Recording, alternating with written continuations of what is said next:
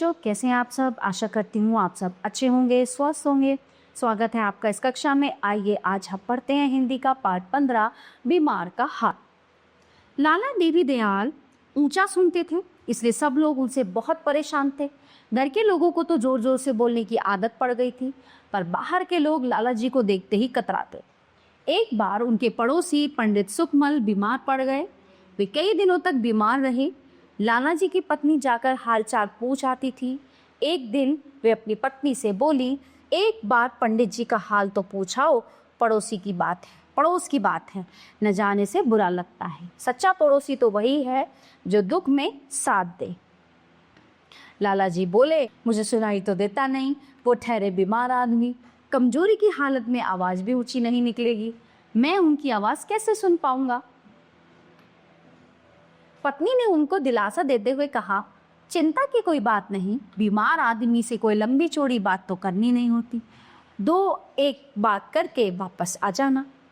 तुम पहले पूछना पंडित जी तबीयत कैसी है। पंडित जी कहे, ये मैं पहले से अच्छा हूँ।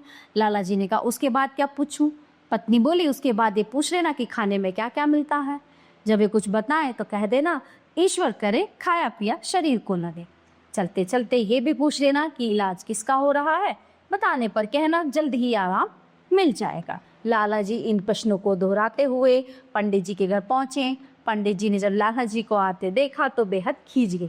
सोचने लगे कि बीमारी की अवस्था में भी कोई चैन से लेटने नहीं देता। अब चले आ रहे हैं ये मेरा सिर खाने, कहूँगा कुछ और ये सुनेंगे कुछ। कमरे में पहुंचकर लाला जी बोले, आपकी बीमारी की खबर सुनकर बहुत दुख हुआ, तबीयत पहले से तो कुछ अच्छी है ना। पंडित जी खींच कर बोले, अच्छी क्या है, मर रहा हूँ।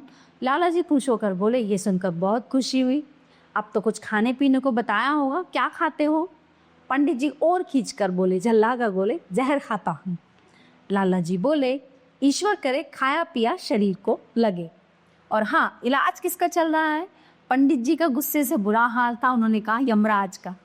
तो लाला जी ने कहा, बस उससे बढ़कर दूसरा डॉक्टर है ही नहीं, उसी का इलाज जारी रखें, आपका कष्ट दूर हो जाएगा। पत्नी ने तो यही 3 सवाल सिखाए थे, पर लाला जी ने अपनी अक्ल से एक और बात पूछ ली, हवा पानी बदलने किसी दूसरी जगह क्यों नहीं चले जाते। तो पंडित जी आपे से बाहर होकर बोले, जी हाँ, जहन्नुम जा रहा है। तो लाला जी ने सोचा उन्होंने किसी अच्छी जगह का नाम लिया होगा। बड़े उत्साह से बोले, इससे अच्छी जगह तो कोई है ही नहीं, तब तो आप बहुत जल्दी स्वस्थ हो जाओ। ये कहकर वे फिर आने का वायदा करके वहाँ से चले गए। तो प्यारे बच्चों, ये पार्ट यहीं पे समाप्त होता है। आशा करती हूँ आपको अच्छे से समझ आया होगा। मिलते हैं अगली कक्षा में। धन्यवाद।